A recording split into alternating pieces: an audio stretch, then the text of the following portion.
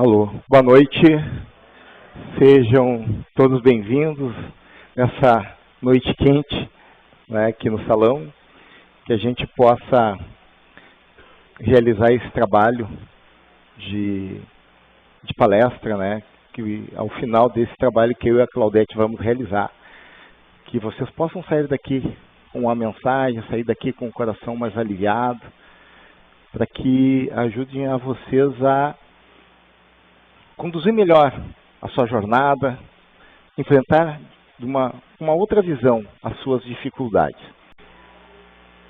A gente dizer que ama alguém tem um peso, mas quando a gente abraça alguém e diz que ama, tem um outro significado.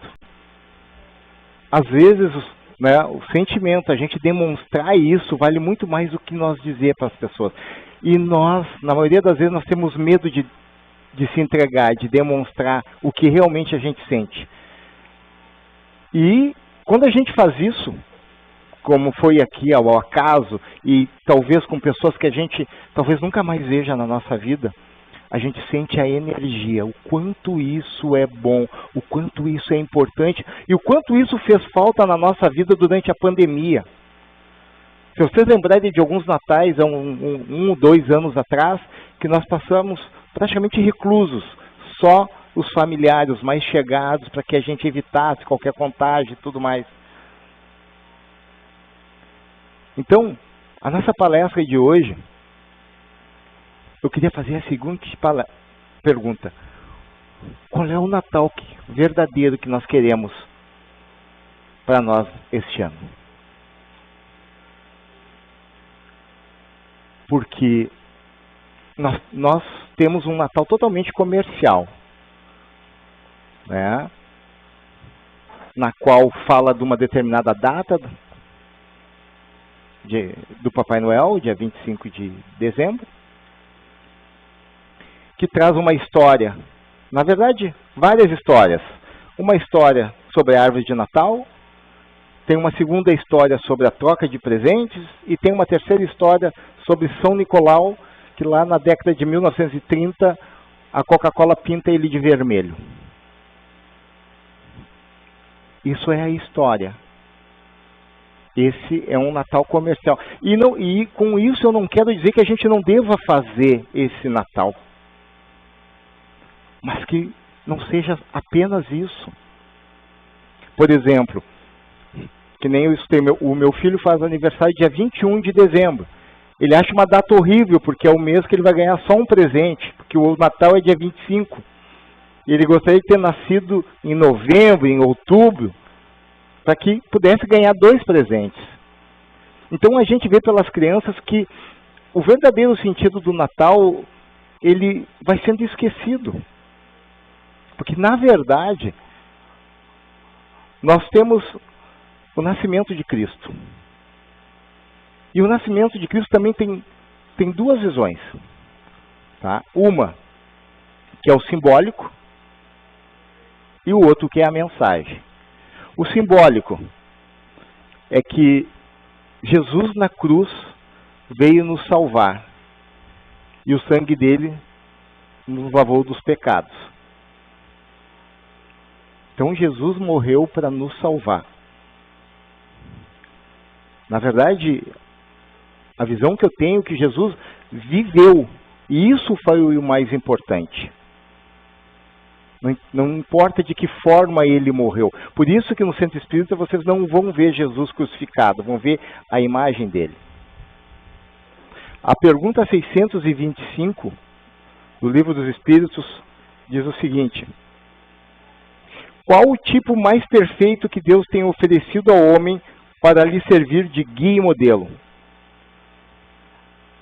Muitas traduções dizem Jesus, mas a correta é veja Jesus. Então quando a gente fala em guia e modelo, o que é guia?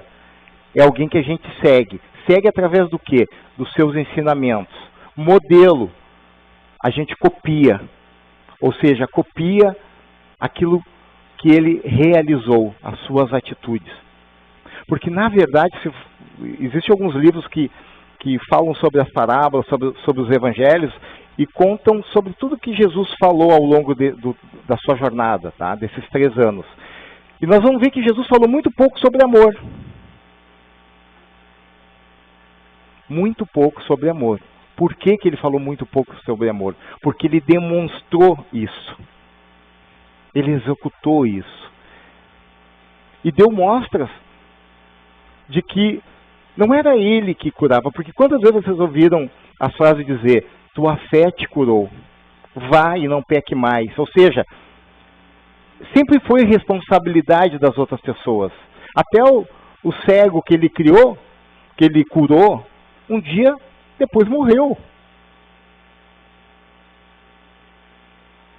Porque era aquele momento que ele fazia, né, a cura, mas dependia muito da fé das pessoas acreditarem que era possível. Ou seja, ele curou à distância, ele curou cuspindo nos olhos, ele curou com terra, ele curou com alguém segurando o manto dele, de diversas formas. Então, nós temos que ver que Natal nós queremos para nós. Porque, na verdade, quando chega dezembro, que independente dessa data do Natal, é um mês no qual nós ficamos mais sensíveis. Nós queremos ajudar mais, a gente é mais paciencioso com as outras pessoas. O clima atmosférico modifica no mundo. Isso é bom. Mas é só nesse mês que acontece isso. E muitas vezes, quando começa a entrar o mês de dezembro, nós estamos preocupados com receber o 13º, a festa de final de ano da empresa, a festa de final de ano dos grupos do WhatsApp, que são muitos, com a ceia e principalmente com os presentes.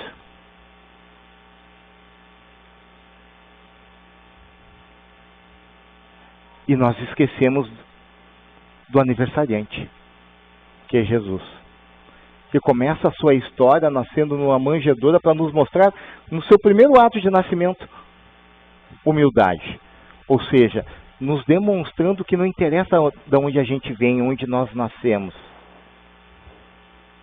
Interessa para onde a gente vai e de que forma nós vamos realizar esse trabalho. Porque nós estamos aqui justamente para cumprir uma jornada também, como o Cristo fez. Mas nós vemos para nos desenvolver, para nos tornarmos seres humanos melhores, para nos tornarmos espíritos melhores, mas nós tivemos uma vantagem, nós temos um irmão de guia e modelo, que através dos seus atos, que através dos seus ensinamentos, nos dá um caminho a seguir. Mas, como todos aqueles que foram curados pelo Cristo, não depende apenas da sua mensagem. Depende da gente interpretar isso no nosso coração. Porque eu posso chegar aqui e falar várias palavras bonitas, citar texto, citar capítulo, versículo, e talvez isso não pega nada para o coração de vocês.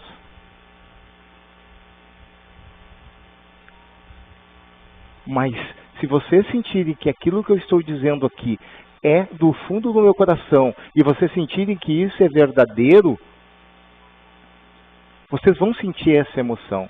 E algo que eu disser aqui vai fazer com que vocês mudem um pouco o pensamento. E quando eu falo em seguir Jesus, tem em Mateus 11, 28 e 29, ele diz o seguinte: Vinde a mim todos que estáis cansados e oprimidos, e eu vos aliviarei. Tomai sobre vós o meu jugo e aprendei de mim, que sou manso e humilde de coração, e encontrareis descanso para a vossa alma, porque o meu jugo é suave e meu fardo é leve. Então esse é o irmão que nós temos, que nos traz os ensinamentos, para que a gente possa, não só nos momentos de felicidade, mas principalmente nos momentos de dificuldade, encontrar fé para que a gente possa superar. Mas eu queria dizer uma coisa para vocês, que o Natal é diferente para cada um de nós. E tem no livro, tem um livro que tem o capítulo 19, Natal Simbólico, que ele diz uma coisa muito importante, que ele diz assim, ó: cada espírito é um mundo onde o Cristo deve nascer. Fora loucura esperar a reforma do mundo sem o homem reformado. Jamais conheceremos povos cristãos sem identificarmos a alma cristã. Eis porque o Natal do Senhor se reveste de profunda importância para cada um de nós em particular. O que ele quer dizer com isso?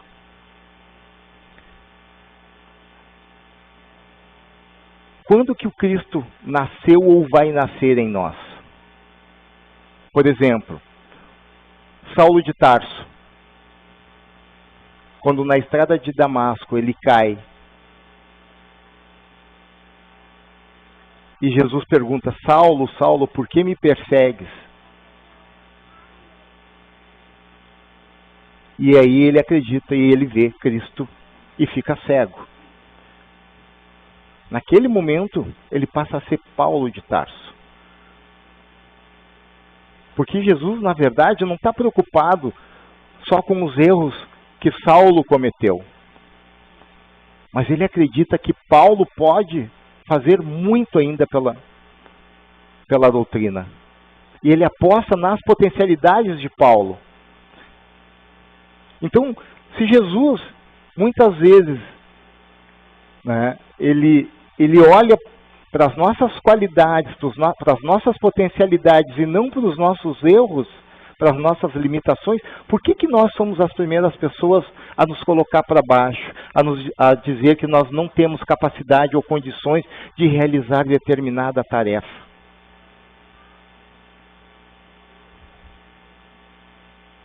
Se nós estamos aqui, é porque a nossa missão ainda não terminou. Quantas pessoas nós perdemos na pandemia?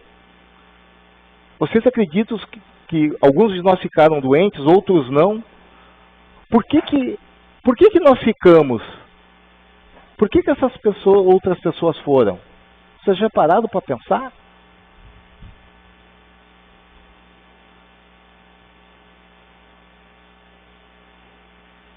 Independente do gênero, né, da morte, como eu disse para você da questão da crucificação.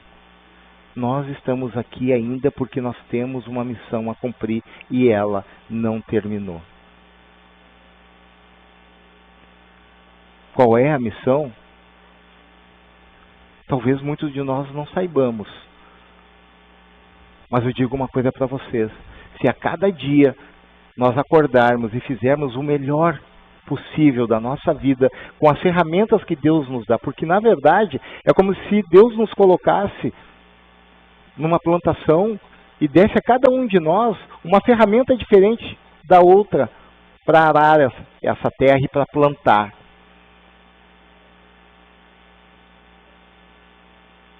E cada um teria essa ferramenta para fazer o seu trabalho sem olhar a ferramenta do vizinho, achando que a outra ferramenta é melhor, que Deus gosta mais desse ou daquele. Fazer a sua parte, independente das outras pessoas.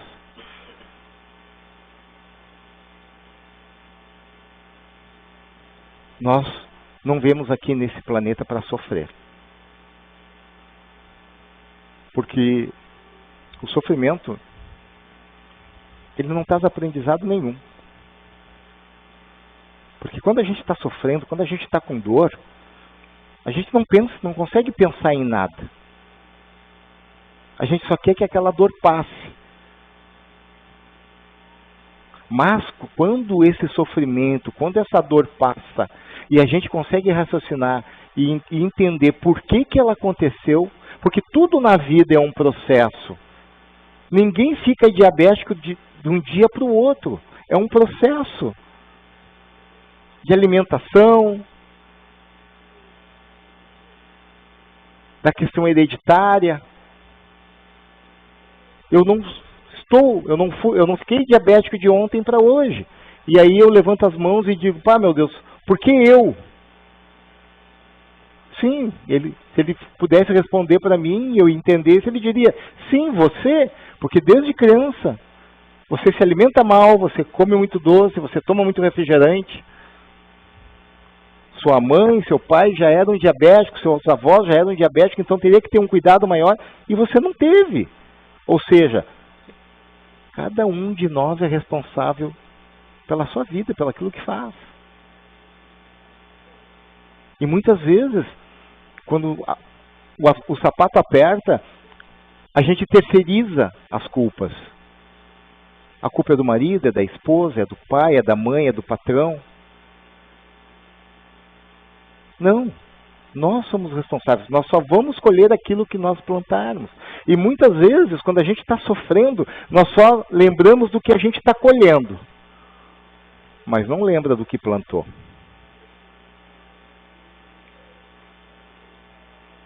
E aí a gente vem para cá e quer tomar um passe, quer ir na cabine de saúde para se restabelecer, para se fortalecer, e isso está correto, porque todos nós, em algum momento da nossa vida, precisamos voltar ao equilíbrio entre a razão e o emocional. E às vezes a gente precisa de ajuda. Ajuda espiritual, ajuda médica, para que isso seja realizado de forma correta. Mas isso não vai mudar se nós não nos transformarmos. Porque no momento que tu se sentir melhor ao sair da cabine, chegar do lado de fora na rua e chutar um cachorro, volta a ser tudo novamente como era. A tratar mal alguém.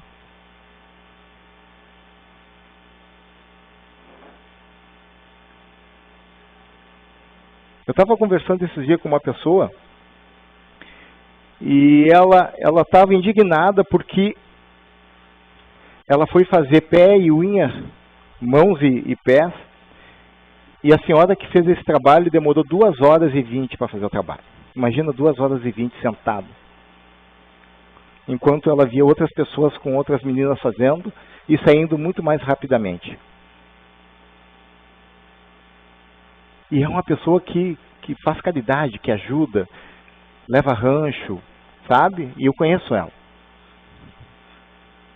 E aí ela foi me contando a história de como ela tratou essa senhora.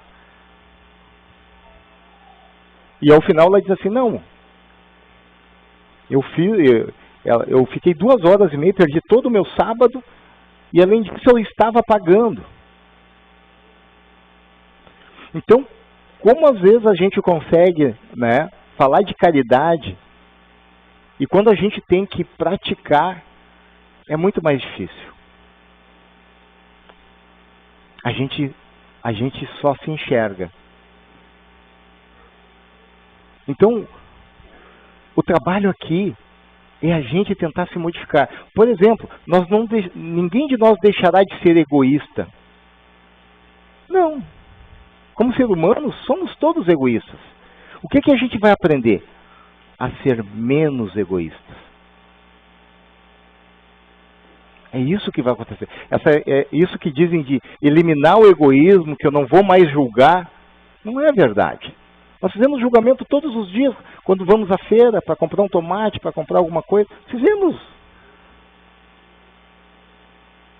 Da roupa que estava, principalmente as mulheres, né? Da roupa, do cabelo, observam tudo. Isso é do ser humano. O que não podemos é condenar as pessoas e julgar as pessoas só pela aparência. Por isso que nós recebemos, quando reencarnamos, o véu do esquecimento. Para que a gente possa esquecer o que as pessoas fizeram, os erros das pessoas em relação a nós e os nossos erros em relação às pessoas, para que a gente possa tentar consertar isso, administrar isso.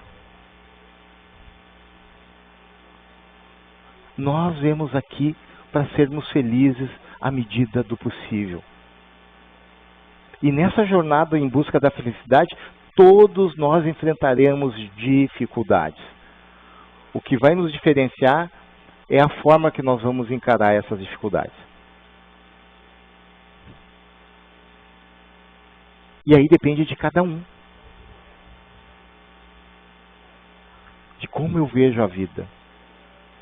E o Natal, apesar de toda a questão comercial e que ela vai acontecer nas nossas casas, nós não podemos esquecer da importância que é sentar à mesa com a família e agradecer por estarmos juntos, agradecemos pelo alimento que vamos ter à mesa, por confraternizar,